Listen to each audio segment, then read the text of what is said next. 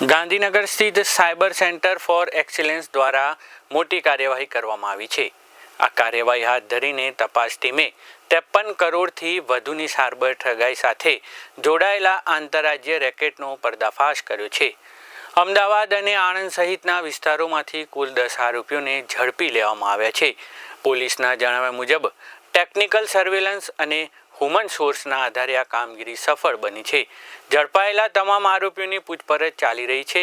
તપાસના આધારે કેટલીક ચોંકાવનારી માહિતી મળે તેવી શક્યતા છે। તપાસ દરમિયાન ખુલાસો થયો છે કે દેશના વિવિધ રાજ્યોમાં કુલ 132 સાયબર ફરિયાદોમાં અંદાજે રૂપિયા 53.55 કરોડની રકમનો ગોટાળો થયો હતો। આરોપીએ લોકોને લાલચ આપીને તેમના બેંક એકાઉન્ટ ભાડે લીધા અને તે મારફતે ઠગાઈના નાણાં ટ્રાન્સફર કરતા હતા। પોલીસે આરોપીઓ પાસેથી 11 મોબાઈલ ફોન, ચેકબુક, પાસબુક અને ડેબિટ કાર્ડ સહિતનો મુદ્દામાલ જપ્ત કર્યો છે। આ કેસમાં ગુજરાત, કર્ણાટક, મહારાષ્ટ્ર, ઉત્તર પ્રદેશ સહિત અનેક રાજ્યોમાં ફરિયાદો નોંધાઈ છે। ખાસ કરીને ઇન્વેસ્ટમેન્ટ, યુપીઆઈ અને ટ્રેડિંગ ફ્રોડના કેસોમાં આ અંગે સંડોવાયેલો હોવાનું બહાર આવ્યું છે। કોઈ અજાણ્યા વ્યક્તિને લાલચમાં આવી બેંક એકાઉન્ટ કે એટીએમ કાર્ડ ભાડે ન આપવા પોલીસે લોકોને અપીલ કરી છે। તેમજ સાયબર ગુનાનો ભોગ બનતા જ તરત 1930 હેલ્પલાઇન પર સંપર્ક કરવા સૂચના આપવામાં આવી છે। 2.0 જે શરૂ કરવામાં આવ્યું છે તે અંતર્ગત સાયબર સેન્ટર ઓફ એક્સેલન્સની ટીમના પીઆઈ કે.એસ. પટેલ અને એમની ટેકનિકલ ટીમ દ્વારા ભારતના અલગ અલગ ગુનાઓમાં સાયબર ક્રાઇમના પૈસા મ્યુલ એકાઉન્ટ મારફતે મેળવી એને કેશમાં કન્વર્ટ કરી અને આરોપીઓ સુધી કેશ અથવા યુએસડીટી મારફતે પહોંચાડનારી એક આણંદ ખાતેની ગેંગ, જેના અમુક આરોપીઓ અમદાવાદના પણ છે, એ ગેંગના કુલ 10 લોકોની ધરપકડ કરવામાં આવેલી છે।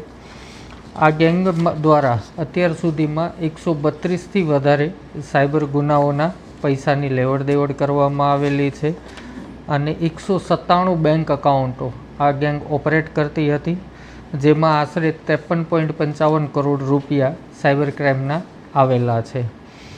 આ ગેંગના માણસોના નામ આ પ્રમાણે છે: નિઝામુદ્દીન દિવાન, પીપલ પેટલાદનો કલાલ પીપલ પેટલાદ, સાહિલ મિયા સબીર મિયા મલેક કલાલ પીપલ પેટલાદ, સોહિલ સલીમુદ્દીન મલેક બોરસદ, જિગ્નેશભાઈ પટેલ ખેડા, વનરાજભાઈ ભરવાડ કંજરી તાલુકો નડિયાદ, તુષારભાઈ મયુરભાઈ વાણંદ બોરિયાવી તાલુકો આણંદ, રિકેનભાઈ ઉર્ફે રોકી ઉર્ફે પંડિત મહુધા અને આકાશ પટેલ જે કઠવાડા અમદાવાદનો રહેવાસી છે।